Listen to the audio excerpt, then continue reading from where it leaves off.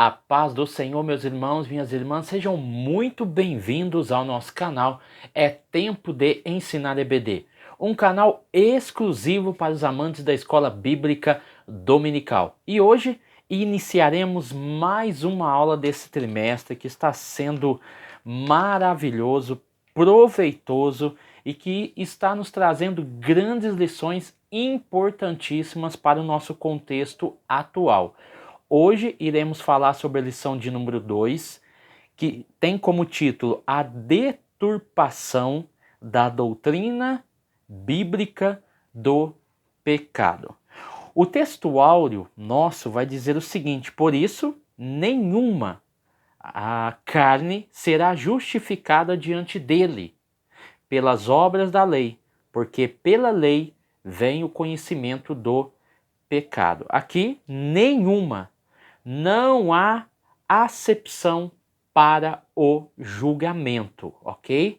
Não há pessoas que serão privilegiadas no julgamento, tá bom? A verdade prática, o pecado de Adão arruinou, ou seja, está no passado, toda a humanidade. Contudo, Jesus Cristo pode regenerar, ou seja, está falando do nosso presente, eficazmente o pecador, tá bom? Isso é a condição, ele tem a condição de regenerar, tá bom? Então vamos lá, Romanos capítulo 3, versículo 9 ao versículo 20, tá bom? Por que somos nós mais excelentes? Nós aqui, Paulo está falando dos judeus, tá bom? Por que nós judeus somos mais excelentes? Ponto de interrogação. Ou seja, por que nós estamos em melhor situação? É um ponto de interrogação. Então aqui no primeiro versículo, nós vamos ver aqui o poder do pecado, né? No versículo 9. O versículo 10, não há um justo, ou seja, aquilo que faz o que é certo. Paulo está afirmando que não há ninguém que é tão justo assim para trazer tal afirmação. Versículo 11, versículo 12, nós vamos ver os versículos de negação, né? Não há ninguém que entenda, não há ninguém que busque, todos se extraviaram, fizeram-se inúteis, não há quem faça o bem, não há um só. Ou seja, são os versículos de negação, versículo 11 e versículo de número 12. O versículo 13, e a sua garganta é como sepulcro, a sua língua tratam enganosamente, peçonha de áspide será debaixo dos seus lábios, mostrando a fragilidade humana, tá bom?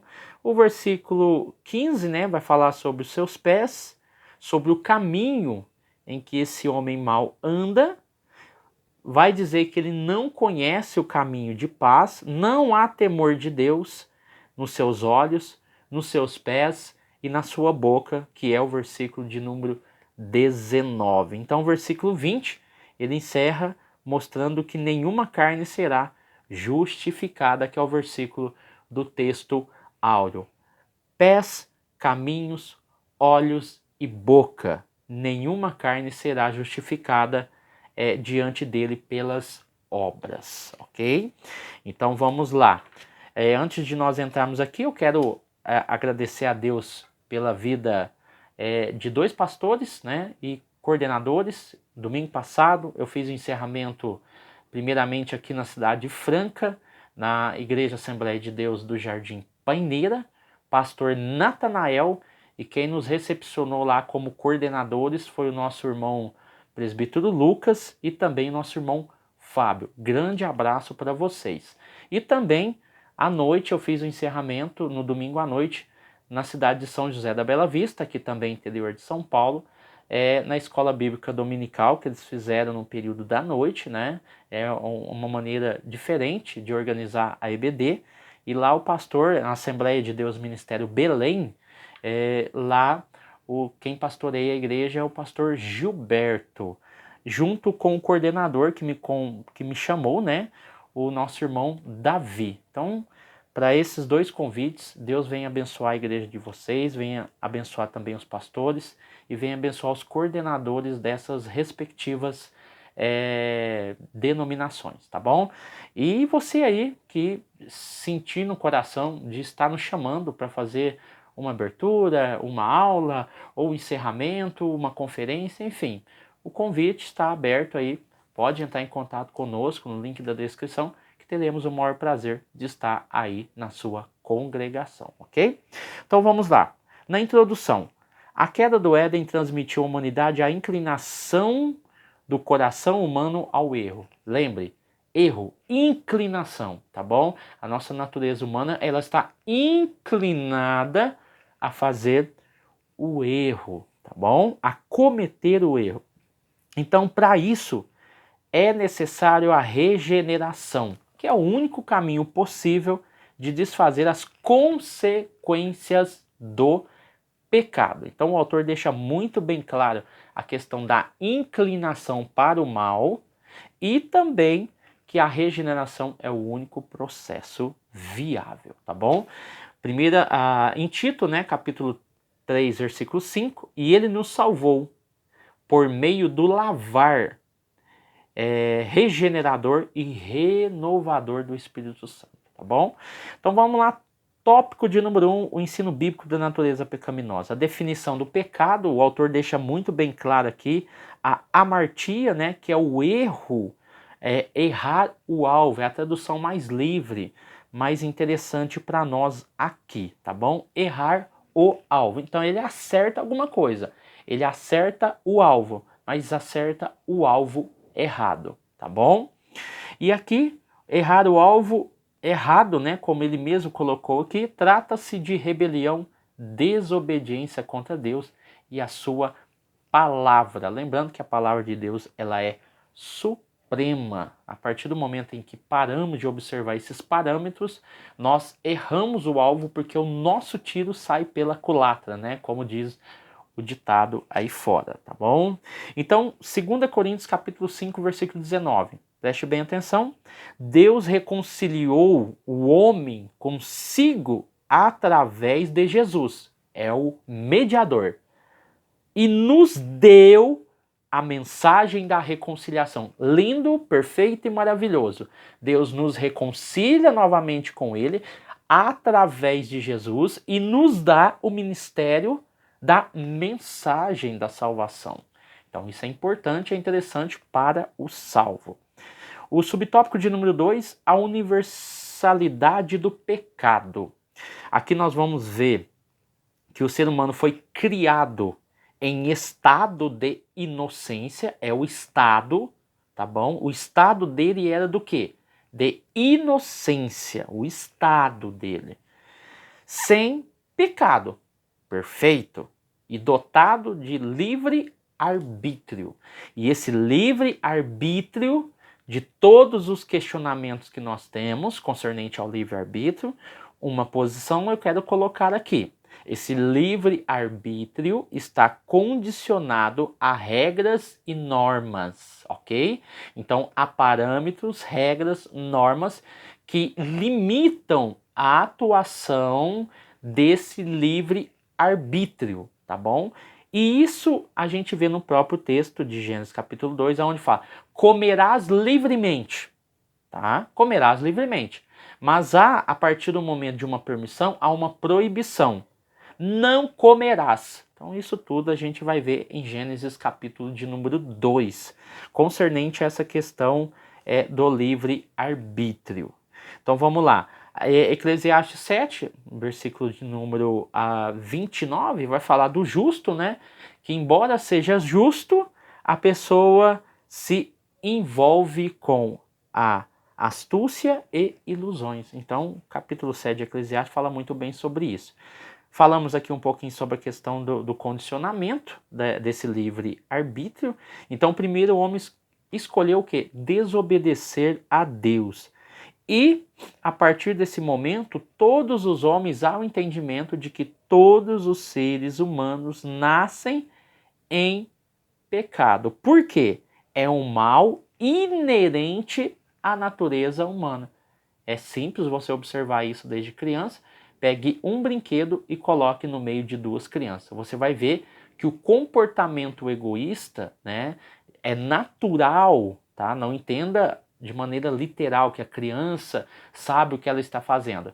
Mas o comportamento, a inclinação, faz com que essas duas crianças briguem por causa desse brinquedo. Nenhuma vai ceder. Então isso você já vê logo nos primeiros anos de vida da criança, que há uma inclinação para que essa criança tenha a possibilidade de querer algo para ela, e assim ela luta, ela briga, ela morde, ela chora e ela empurra. Por quê? Porque ela quer aquele objeto para ele. Isso é inerente, é um comportamento, mas é para você ver que existe aí uma tendência, tá bom? Então vamos lá. E quando a pessoa passa para a fase adulta, essa situação vai se agravando. Vamos lá. Aqui no capítulo 5 de Romanos, versículo 18, nós vamos ver aí a tríade, né? A questão do homem, pecado e morte, através de Adão, e através de Jesus nós vamos ver o homem, a justiça e a vida. Isso tudo se você ler capítulo 5 de Romanos, aí, e eu resumi o versículo de número 18, tá bom? Então vamos lá, entendendo tudo isso, aqui Romanos capítulo de número 7, o versículo de número 18, pois eu sei que aquilo que é bom não vive em mim, mas isto é, na natureza humana, pois tenho dentro de mim a vontade de fazer o bem, mas eu não consigo fazer. Ou seja, Paulo está falando dessa luta, desse confronto da natureza pecaminosa e caída contra as obras do fruto do Espírito. Há um confronto, um embate.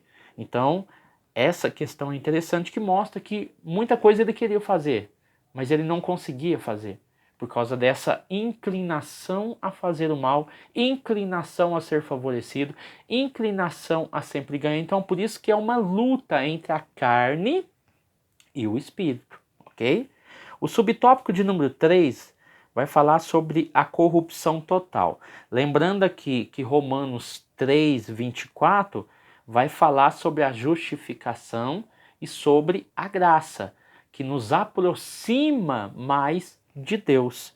E com isso, ele vai falar que a corrupção mental, moral e espiritual da natureza humana é realmente o estado ao qual o ser humano vive, tá bom? Então, a inclinação para fazer o errado é o resultado do pecado. Então, há uma inclinação.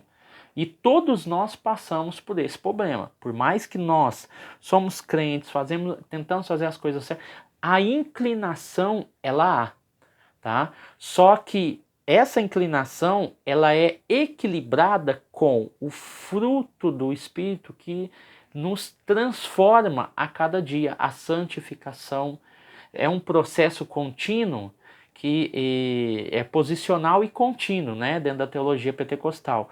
E com isso você ajuda a equilibrar e você não pende mais para o lado do pecado, ok?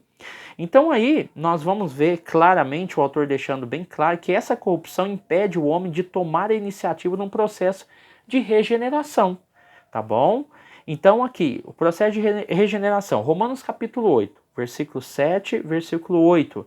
Aqui no versículo 2, se você começar lá embaixo, Paulo vai falar sobre a lei do pecado e da morte. Existe uma lei do pecado, e existe uma lei da morte, e existe a lei da vida, né?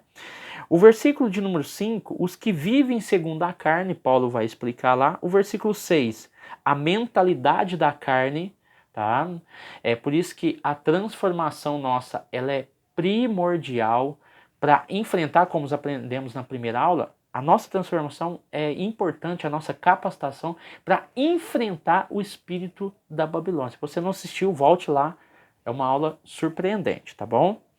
E o versículo de número 8, de Romanos 8, fala sobre aqueles que vivem na carne, tá bom? Então aqui nós temos um aspecto dessas pessoas que vivem e agem conforme a inclinação dessa natureza caída, tá bom? Somente o convencimento do Espírito é que pode ajudar essas pessoas a entender o seu erro. João 16, versículo 8. E convencerá o mundo do pecado, da justiça e do juízo, tá? Quando nós olhamos para a Bíblia, nós vamos ver, né, esse cenário mostrando que o homem tem solução, tá bom? Vamos lá. Então o livre-arbítrio precisa ser divinamente restaurado. Por quê? Porque a imagem e semelhança de Deus, ela não foi destruída. Ela foi desfigurada pelo pecado. É isso que aconteceu. Então por isso que o autor deixa bem claro essa questão. Então, para que dessa forma haja a libertação do pecado. Então, a salvação do ser humano é importante. Por quê? Porque é a vitória de Deus sobre o pecado e a morte. A salvação do homem é importante por quê? Porque ele é o nosso, é o nosso livramento das consequências do pecado. A salvação para o homem é importante por quê? Porque ela é a restauração de nosso relacionamento com Deus. A salvação para o homem é tão importante por quê? Porque ela é a nova condição em que devemos viver. Então, a imagem de Deus em nós, ela foi desfigurada e não aniquilada, tá bom? E para que nós possamos entender esse complexo aqui, só queria trazer os pontos principais, né, do arminianismo, que fala muito bem sobre essa questão, tá bom? Primeiro ponto, predestinação, só que essa predestinação é condicional, não é incondicional como os calvinistas. O segundo ponto é a questão da expiação universal e não limitada. Terceiro ponto, graça preveniente. Quarto ponto, depois da graça preveniente vem fé e arrependimento. Quinto ponto, após fé e arrependimento eu tenho a justificação, é um ato único, você aprendeu lá na sala de teologia. O sexto ponto, após ser justificado, eu vou ser regenerado, e a partir do momento em que há regeneração, quando a imagem e semelhança de Deus volta novamente ao seu estado natural, há a adoção, por isso que você é chamado filho de Deus. Então, regeneração e adoção são elementos seguidos. O sétimo ponto é a santificação, que ela é posicional, ela é progressiva e ela é final. Final por quê? Porque é a glorificação. Penúltimo ponto, a perseverança condicional, não é incondicional como os calvinistas, mas ela é condicionada ao ser humano, ele pode perder a salvação. E por último de tudo, dentro desse Ordo Salutis, a glorificação. Então são elementos aí importantíssimos para a nossa compreensão. O tópico de número 2 vai falar sobre as teologias modernas. Dentro dessa ideia da teologia moderna, existe a teologia do pecado social. Ele foi estabelecido no Concílio Católico de Medellín, tá bom? Da Colômbia e de Puebla.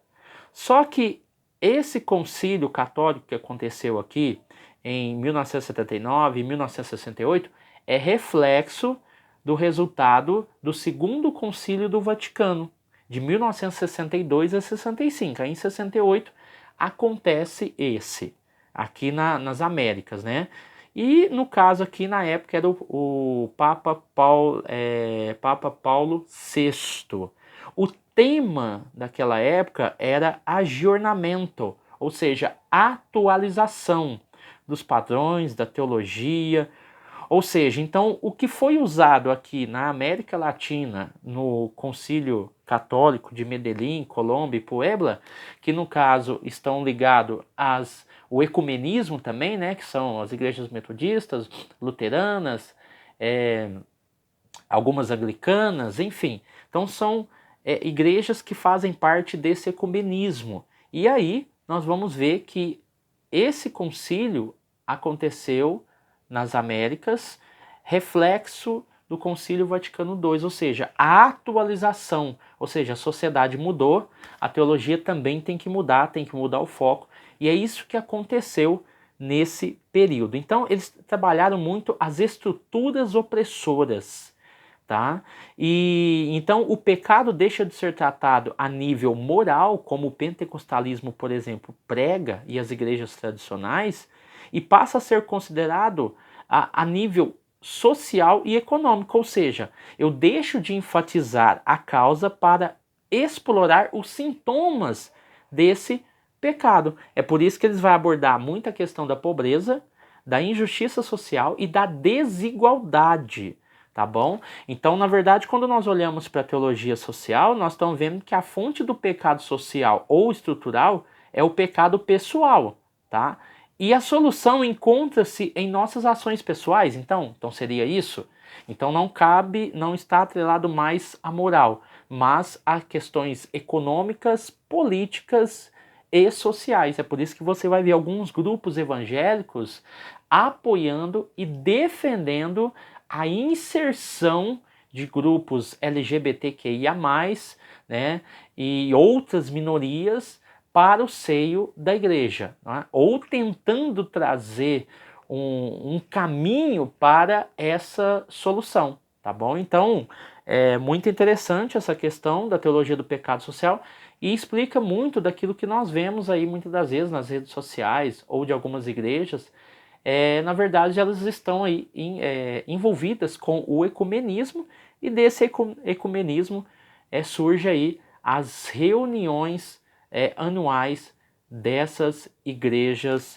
E eu vou até pegar aqui, que eu havia marcado na aula passada sobre, aqui ó, eu coloquei aqui ó, na América Latina nós temos a CMI, eu falei isso na outra aula, que é o Conselho Mundial de Igrejas, e a CNI, que é o Conselho Nacional de Igrejas. Aqui no Brasil, aconteceu a partir de 1938. Então, busca-se o quê? A união da cristandade. Aí você coloca aí religiões afrodescendentes, né? Incluídas aí nesse ecumenismo, tá bom? Então vamos lá.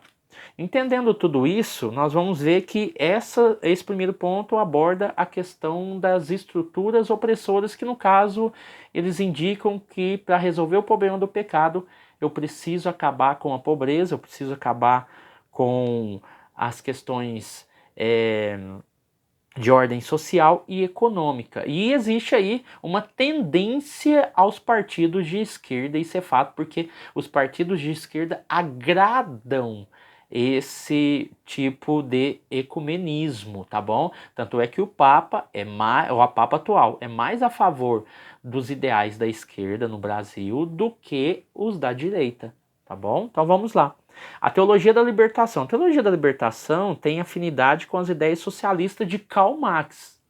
Isso é fato, tá bom? Também trata com as estruturas opressoras. As origens, né, é muito complexo esse assunto, mas nós estamos falando de um materialismo histórico ou uma teoria científica. Karl Marx critica muito a religião, falando que a religião ela é opressora, ela é ópio do povo, ou seja, é a vergonha da humanidade, e também ele critica a classe dos empresários, né, que seriam os empresários hoje, concernente aos funcionários. Então ele criou essa luta de classes que isso invadiu para dentro das igrejas e tomou grande opinião dentro da igreja. Ou seja, trazer esse marxismo para dentro da igreja é muito perigoso, porque a Bíblia já fala sobre a igualdade racial, já fala sobre a igualdade entre homem e mulher, e a desigualdade pregada pela teoria de Karl Marx traz divisão até dentro da igreja. Essa luta de classes ela é muito perigosa, tá bom? Então, nós entendemos que a teologia da libertação tem um viés de Karl Marx, Friedrich Engels, enfim, homens aí que trabalharam aí com a luta de classe e com as estruturas opressoras, tá bom? Então, o estudo não deve estar centrado em doutrinas bíblicas para libertar o homem do pecado, mas na indignação social para libertar o homem da injustiça social. Por isso que critica muito o capitalismo, né? Então aqui você vai ver que os grandes expoentes, ou o grande expoente do Brasil hoje é o Leonardo Boff, né, da Teologia da Libertação, e nós temos também o Oriovaldo Ramos, também, que defende esse viés.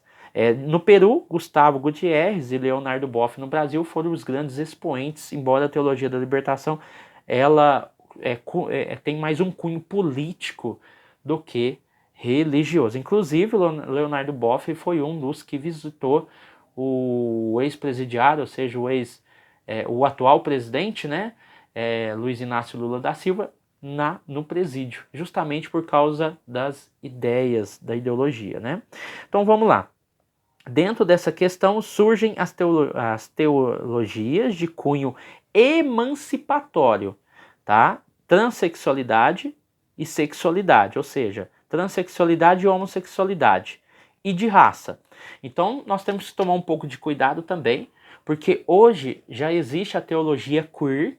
A teologia queer ela se deriva da teologia lésbica e da teologia gay.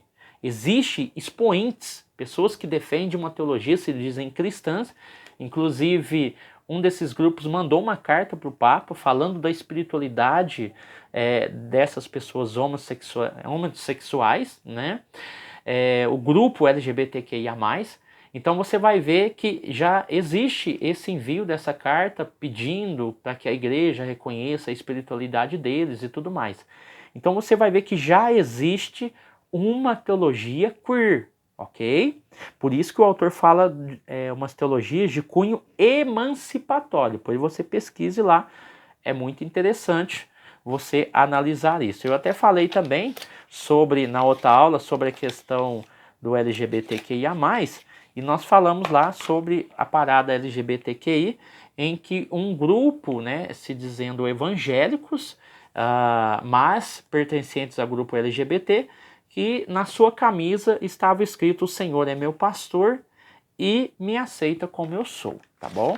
Então você vai ver que são grupos que estão se levantando, buscando autonomia e o direito da sua espiritualidade, mas o que eu acho errado em tudo isso é a imposição ideológica. Se eles querem praticar a fé deles, abrir uma igreja para eles, não tem problema nenhum, o país é laico, eles podem fazer o que eles quiserem. O que eles não podem é impor e incriminar aqueles que pensam diferente, aqueles que pensam, que têm um pensamento judaico-cristão, que acreditam no casamento monogâmico e heterossexual, em detrimento dos posicionamentos do grupo LGBTQIA+. Né? Grandes expoentes aí, quando você olha para o passado, Vera Verão, quando você olha para o passado, Clodovil, você não via de forma nenhuma essas pessoas se envolvendo com grupos LGBT. Então, a política, infelizmente, de esquerda, ela está usando essas minorias para poder fazer política, tá bom? Movimento sem terra, enfim. Você tem aí uma teologia da libertação que através dela surge essas teologias emancipatórias, tá bom? Entendendo que dentro do ambiente todos são iguais perante Deus, tá bom? Só que esse padrão judaico-cristão tem como referência o casamento heterossexual e monogâmico, ok? Então vamos lá. Aí também outras vertentes como a teologia da missão integral vão surgir, tá bom? E a fé cristã é reduzida à militância política, socialista e marxista. Então, sim, os nossos irmãos têm que abrir os olhos para isso, que existe uma revolução cultural e social acontecendo desde o século XIX e até antes disso, que agora ganhou corpo, ganhou forma, ganhou nome, ganhou expoentes e apoiadores. E quando você tem isso, aí você volta a lição atrás lá, que você vê os cancelamentos, patrulhamento ideológico, tudo isso acontecendo. Então, assim, nós estamos vivendo um país laico, um país que a religião é protegida pela própria Constituição, o direito de se expressar, o direito ao debate, ou seja, eu não posso ser calado, eu posso não concordar com você, mas eu garantirei o seu direito até o fim de falar. Isso é democracia. Não é só um lado falar e o outro abaixar a cabeça. Existem os dois lados. Eu não posso entrar em guerra, mas eu posso discordar. E o que está acontecendo no Brasil? Os irmãos já bem sabem. Então vamos lá. As pautas socialistas e progressistas são disfarçadas pela roupagem de evangelho, tá bom? Então, a missão integral ela vai surgir em Lausanne, né, em 1974, na Suíça, com o tema Evangelho Todo para o Homem Todo. É uma teologia ligada mais à praxe, ou seja, é a libertação do ser humano através das questões sociais e políticas, tá bom? Dentro dessa questão, nós vamos ver o liberalismo teológico. O liberalismo teológico aqui é outra vertente, tá bom? Bem anterior à teologia da libertação. A teologia da libertação é algo mais novo. Na verdade, a teologia da libertação é uma teologia latino-americana, ok? Quem estudou teologia sabe disso. É uma teologia latino-americana. Enquanto o liberalismo teológico é resultado do iluminismo do século XVI. Nós vamos falar sobre isso. Então aqui, o resultado disso é, dentro do liberalismo teológico, após a Reforma Protestante, século XV, floresce o liberalismo teológico, onde a razão é colocada acima da revelação divina. Então olha para você ver, o resultado disso é inspiração, inerrância e infabilidade da Escritura são questionadas. Os milagres também são considerados mitológicos. Então a Bíblia começa a ser ressignificada. Isso é o termo mais correto. Então essa visão progressista que enfatiza a transformação social pelo paradigma do marxismo. Entenda uma coisa, quando nós olhamos para a história, o liberalismo teológico, nós estamos falando de duas vertentes. Primeiro, esse liberalismo de Friedrich Schleiermacher, talvez você já ouviu falar, 1768, e você vai ver que logo após você tem aí Karl Marx, que é um neo-ortodoxo, tá bom? Vinculado ao liberalismo teológico, só que ele é mais no meio, né, entre o conservadorismo e o liberalismo. Aí eu tenho o neo-ortodoxo, então isso vai fazer diferença. Alguns vão comparar Karl Marx com Lutero, tamanho, inteligência, sabedoria e tudo mais. Só que ele também tem um viés de que a Bíblia ela não é a palavra de Deus, ela torna-se a palavra de Deus. Enquanto o liberalismo teológico questiona totalmente a Bíblia e coloca ela, em muitos casos, como principalmente Gênesis, como um livro mitológico, ok? Então, dentro dessa questão, a Idade Média, por exemplo, século V ao século XV, nós temos aí o período da Idade Média, queda do Império Romano até o século XV, que começa a Reforma Protestante. A Renascença ela vai começar século XIV ao XVI, que é substituído o quê? A teologia sobre Deus. No lugar de Deus se coloca o homem. Começa aí o antropocentrismo. O homem é colocado no centro através da razão e da ciência. Você vai ver aí, por exemplo, a patrística, século II ao século VII. A filosofia medieval, filosofia patrística e agora medieval, século VIII ao XIV. Filosofia da Renascença, século XIV ao XVI. Então você vai ver que essas teologias elas estão baseadas na filosofia. A partir do século XV, elas são baseadas na razão e na ciência. Então é por isso que elas vão se alterar. Por isso que a teologia liberal, né, ela vai mudar, ela vai se harmonizar conforme as mudanças sociais a partir do século XVII, como nós já falamos aqui. Friedrich Schleiermacher é o precursor da teologia liberal e Karl Marx é um neo-ortodoxo ou neoliberal. Os conservadores chamavam Karl Marx de neoliberal, de liberal. E os liberais chamavam Karl Marx de conservador. Então nós tínhamos essa questão. O fato é que o liberal, ele recebe influências do iluminismo. O iluminismo usa a razão em vez da revelação geral e especial de Deus. Nós já estudamos na teologia. E a Renascença é uma ruptura total com o teocentrismo para o antropocentrismo, como eu falei aqui. Ou seja, é o período humanista. Então tinha humanistas cristãos e humanistas que não eram cristãos. E a pós-modernidade, que é o movimento que nós estamos vivendo, questiona as metas narrativas, e até a de Karl Marx. De Karl Marx, a Bíblia, e a razão como sendo o único caminho para a compreensão da realidade. E hoje nós estamos vivendo o quê? O relativismo. Nem a razão e nem a ciência é aceita dentro desse mundo relativista, ok? Então, Karl Barth ele vai falar justamente isso, né, que a Bíblia ela torna-se a palavra de Deus e ela vai se revelar através da igreja, da palavra e da ação. Diferente de nós que nós afirmamos que a Bíblia é a palavra de Deus. Ela não torna-se, ou como Schleiermacher diz, ela contém, Schleiermacher vai dizer, ela contém a palavra de Deus. Karl Barth vai dizer, não, ela torna-se. E nós pentecostais afirmamos, ela é a palavra de Deus. Ela é inerrante e infalível. Então vamos lá, o tópico 3, crise ética e moral. Quando nós falamos sobre a ética e a moral, é interessante, né? Por quê? A ética é o caráter ou modo de ser, é o ethos, tá bom? Então, ética é o estudo da moral. É o melhor estilo de uma vida pessoal ou coletiva. Então, quando nós olhamos o autor falando sobre a moral, nada mais é do que a moral é o costume, hábito ou tradição. Então, quando nós falamos de moral, nós estamos falando que a moral se preocupa com o que pode ou não pode ser feita.